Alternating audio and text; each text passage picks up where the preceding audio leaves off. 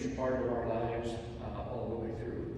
So when I got the letter from them, they said I could embellish it as I needed to. So I've chosen to put some of Uncle Don's words and my perspective into those. So I'll try to do that the best I can. But it's memories of my older brother, Charles. The year is 1948. The place is Rochester, Indiana, on the Helt Dairy Farm. As a young fifth grade elementary school kid, my day began with chores on our dad's dairy farm. Before dawn, I was up, trudging half asleep to the dairy barn. Cows had to be milked, fed, and turned out to pasture. No matter how early I arrived, my brother Charles and our dad Ralph Helt had been up since 5 a.m. looking at milking machines, sweeping stalls, and sterilizing those large 10-gallon milk containers. Living on a dairy farm is a 7-day-a-week, 365 days a year job. Cows must be milked twice a day, and in those days, the milk had to be held in a cool location, waiting for the commercial milk truck to pick it up. This required Charles to hand pump the cool water from the well to chill the milk. Farming was hard and a challenging existence in those days, requiring the dedication of everyone in our family of 8. By 6:30, I was in the house cleaning up for school and enjoying the daily breakfast of bacon and eggs with my brother and dad, and as they finished up the morning milking. Then I was off to school. And they came up to the house for their breakfast. Their hard work continued until dark, sometimes after dark, to cultivate and harvest the crops planted on our 600-acre farm. Remember, this is 1948. As a farming family, we were self-sustaining, raising our own food, meat, vegetables, grain, and eggs. It was a hard life, but we were unaware of any other style of living. Church every Sunday was a family priority. Charles' fondness for hosting home parties and barbecuing brisket was probably a result of the many family reunions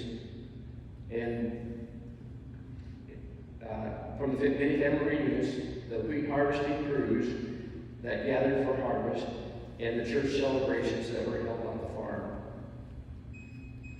Now this is me thinking 18 to 20 years later, and I was now in my Uncle Don's shoes.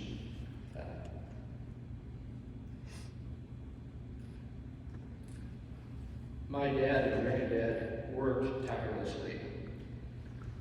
No matter how early I got up in the morning, they were already up. We went out to do the chores. They'd already had a bunch of them already done. I just can't imagine how much energy it took to work that tirelessly every day and raise a family too. So. By then, we had 100 cows that we milked every day, so that put about 150 or 160 total in the herd. We were farming over 1,000 acres, and this would be in the 60s, and that was a very, very large, progressive farm. Molly, Sam, and I, we were involved with 4-H. We were raising calves, baking cakes, raising a garden, and trying to keep the cows out of the flowers falling, right? And our family reunions at our home were a big event. And they were shared between our house, which was the main family farm, and our grandparents' house, Ralph and Mildred's, that was just down the road, probably 300 or 400 yards, not very far. But when we had his older sister came back to town with their 4 kids from Connecticut. Their name was the Rackages. And once they got to town, it was a party. With all the brothers and sisters and cousins, it was just a big event. And I can remember my mom calling the events a hootenanny. Now, I have never heard that word since, but I just knew it was going to be a party when they all got there. So, Uncle Don again. I was proud of my older brothers. I was proud of my older brother's service to our country. He enlisted in the Navy Seabees and was stationed in Cuba. I remember our family and friends gathering around the 9mm projector that I had bought to view the reels that he had sent home. As expected, the Grady films featured Charles and at the life of the party, and that certainly was the truth. He was cutting up with his platoon on weekends. The photos, the videos of the photography, topographic, and tropical plants and animals he filmed gave us an idea of his overseas experience. Now this is me. Uncle Don was the wizard of the 9mm projector. And if you guys remember those, they jumped, they wiggled, they broke. It was always I would call it a hassle to show the family films. But I can remember gathering in Grandma's house in the basement because I was on my sheet it dark enough, and the hooting and hollering and the laughter that occurred while he made those memories happen.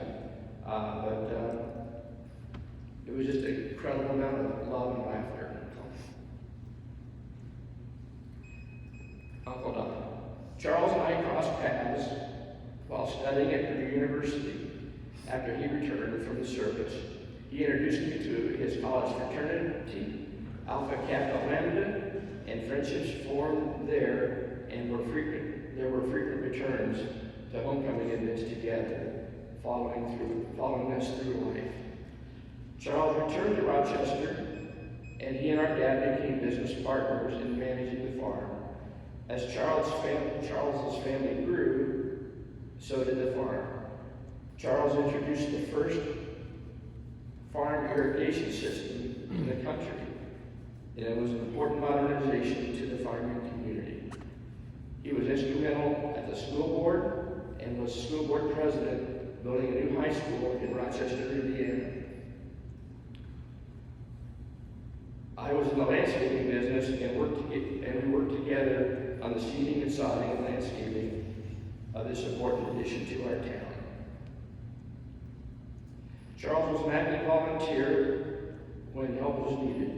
He worked relentlessly in Rochester Lions Club as well as other service organizations. His influence and humor stood out in his volunteer work and drew people to him.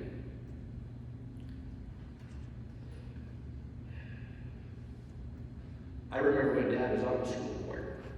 That was the period of time in the 60s when the school systems were consolidating and those old 25 and 30 student schools were being closed down and consolidated into new buildings and bused to town. And the resentment and the excitement and the consternation of everybody was on his back. And I don't know how he did it. But not only did they get the consolidation done, but they got the school system consolidated, the building built, and I don't think he would have ever wanted to be president of a school board ever again. But quite an accomplishment.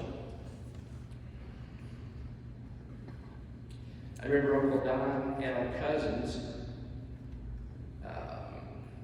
older cousins, helped him on the landscaping business there as there's a lot of video of the landscaping going on.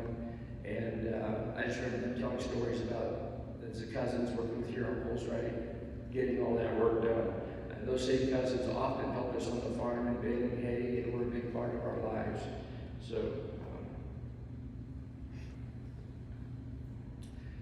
And then in the late 60s, our granddad, I think it says in the obituary, was involved in a near fatal accident. And that accident not only really tore him up, but it really tore our family up too. That's when we lost the farm. Dad went through a couple of businesses that just never quite got off the ground. One of my uncles told me one time that when he had to leave the farm, you could tell he left a piece of that behind. And for the next 20 years, maybe 20 plus years, was a very, very difficult time for our family. Dad trying to earn a living, 3 adolescent kids, boys in need of something that we couldn't get, couldn't have. And I'm sure, I know, he always wished he could have done it more. So, but that's Uncle Don. As the children grew and the grandchildren grew, our family reunions became more important. By then, we owned, this is Don and Sandy, owned a Christmas tree farm in Marion, Indiana. Scott, Molly, and Sam managed to join Dad on these special occasions.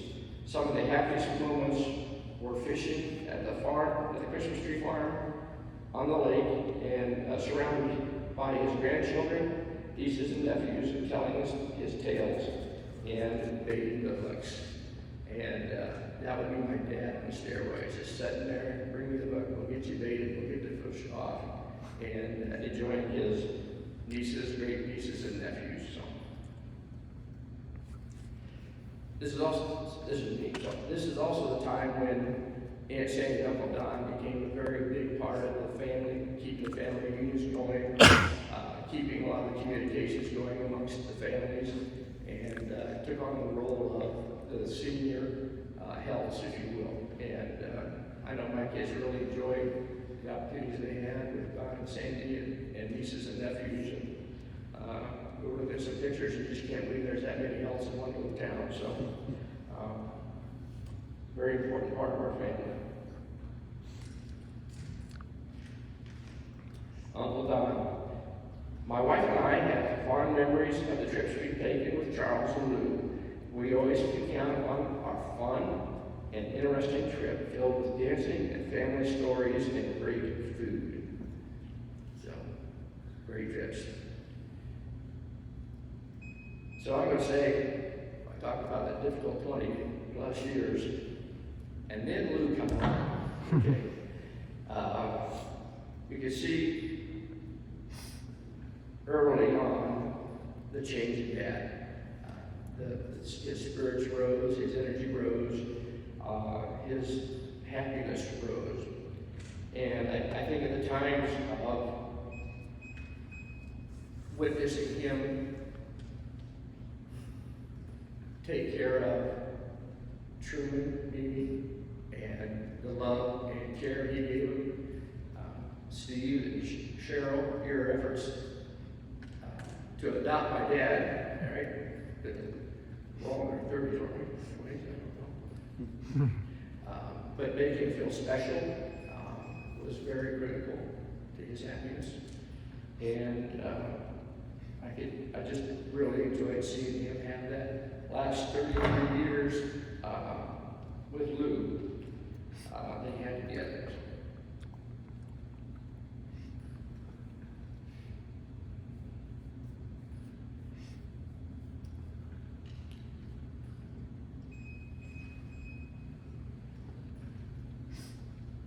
Uncle Don.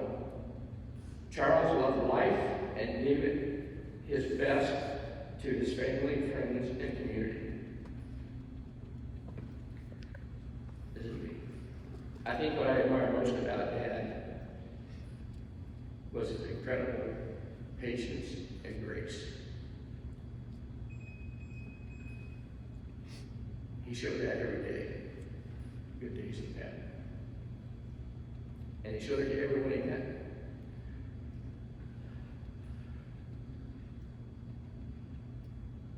And I hope I will be remembered that way someday. Uncle Don.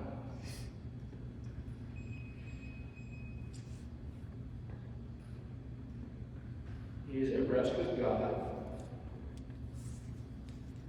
God has blessed him with eternal life.